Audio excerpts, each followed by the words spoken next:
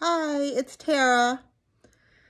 I'm going to give you the heads up on this video and let you know that I'm not going to smile a lot or try to show too many exaggerated facial expressions.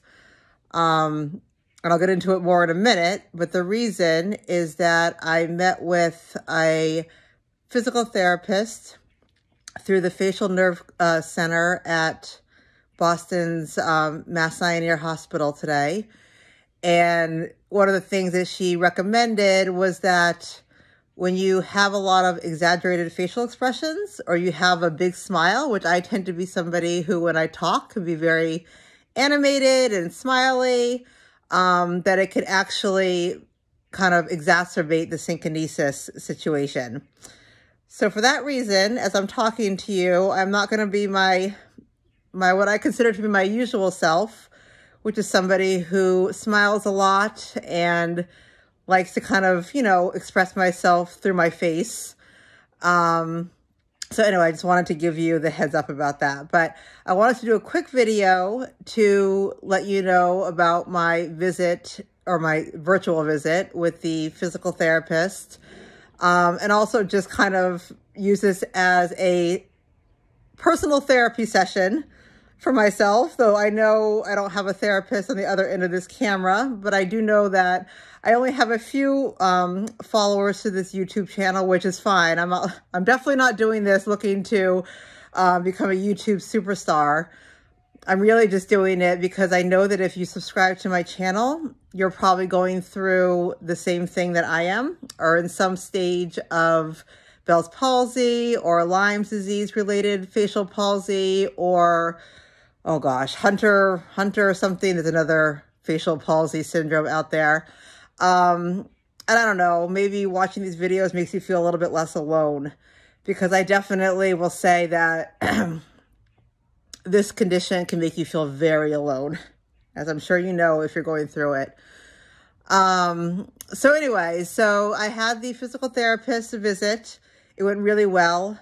It was about an hour long. She spent probably 40 minutes really just like validating how difficult this is and almost being like a therapist. It really was, a small part of it was really the physical therapy aspect of it.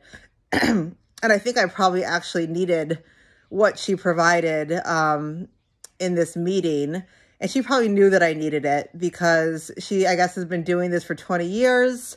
Working with patients with facial palsy, and has probably seen a lot of people just like me, or different than me, but all going through the same crazy experience, and knows the emotional impact that it can have. So, excuse me. So yeah. So, oh, I don't know where I want to go with this.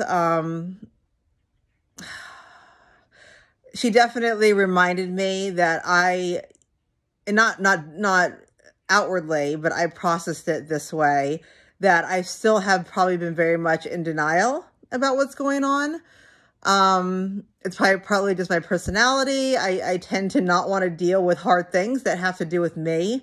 When they come to other members of my family, I could deal with them, much more head on. But when it comes to me, I have a tendency just to not want to deal with it because it can be very painful and very scary to deal with something like this. And I'm going to try to keep this video short. So I'm going to try to get through real quick what we talked about. So yeah, so kind of had, like I said, a sort of a therapy kind of session, and then a couple things that I do want to share with you, because I hope they will be helpful to you if you're going through this. One, so I've been dealing with this condition for almost a year now, and for reasons that I won't get into, I was reluctant to do any type of physical therapy.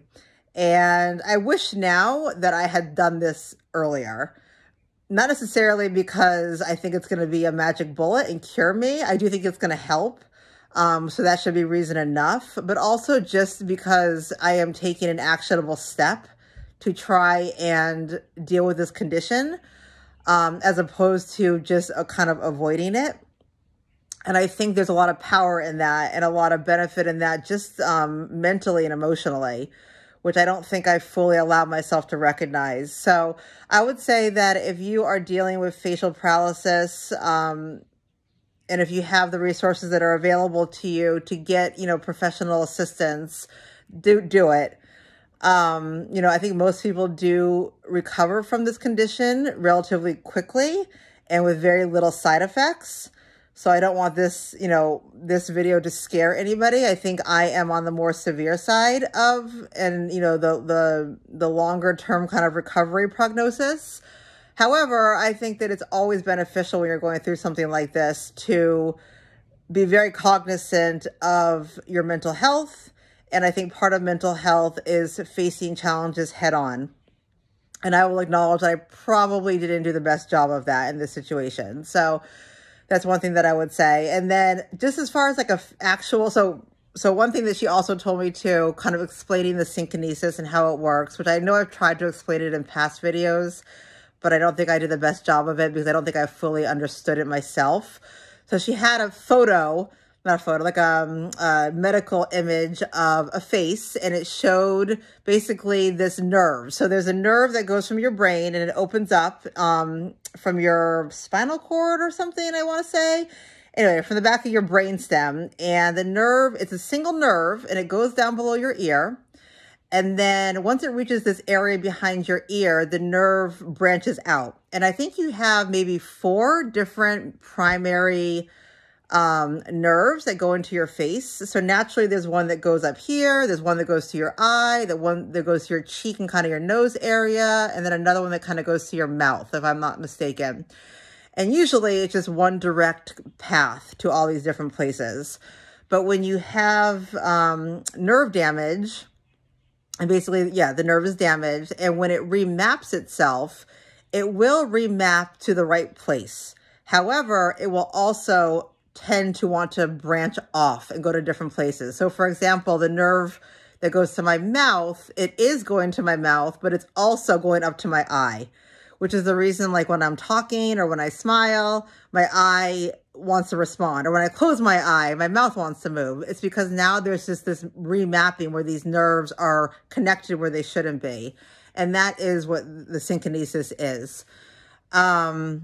So that's just a brief kind of summary, and she did a really great job explaining it of the condition. And basically the way that I understood it from her is that, and this is again going back to why I'm trying to kind of not have real exaggerated facial expressions, is because you strengthen these false nerve mappings when you have exaggerated expression. So if I smile really big and I allow my eye to kind of squeeze tightly closed, I'm strengthening this irregular nerve that's going to my eye.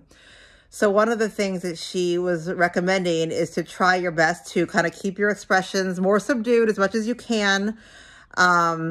Just be cognizant of the fact that you are kind of strengthening some of these other nerves when you smile and you let your eye close. And then she also said to try to be mindful of relaxing those parts when you're doing something. So for example, when I smile, she said, try to relax your eye. And I'm like, relax my eye? I don't really know what that means, but it actually makes sense. So if I just naturally smile, and I just let my eye do what it's going to do, it wants to close. But when I kind of think about it and I kind of relax my eye, I'm going to see if I can do it.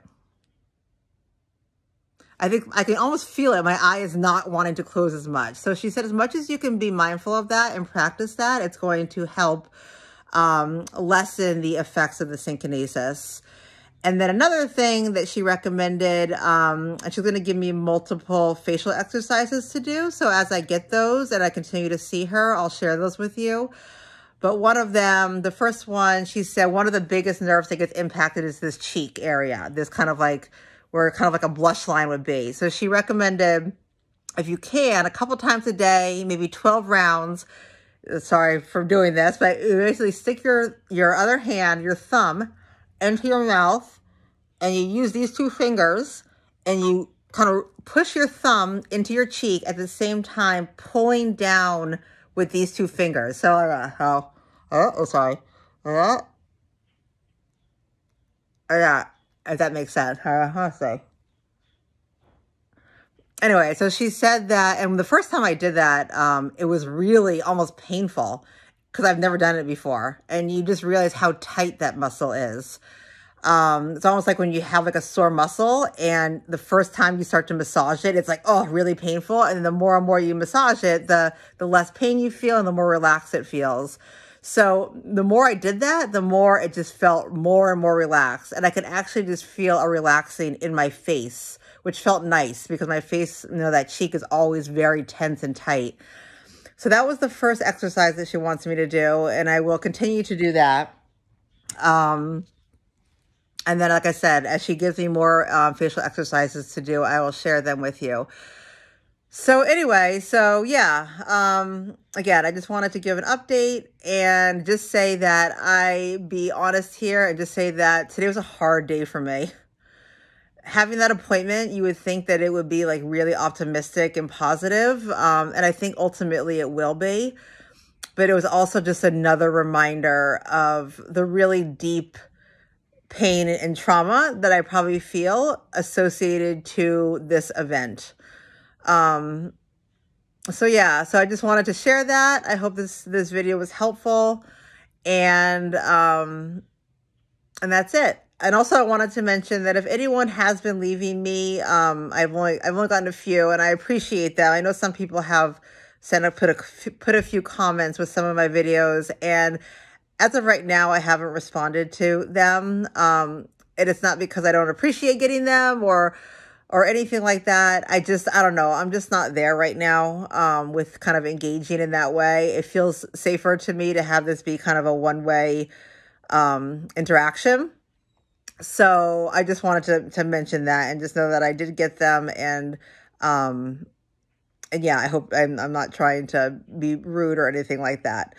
So anyway, that's it. I hope that you are doing well. I hope that if you are experiencing this condition, that you're keeping your hopes up and that you're also giving yourself the grace to be okay with knowing that this is really hard and that your emotions about it are normal and natural and that they're okay.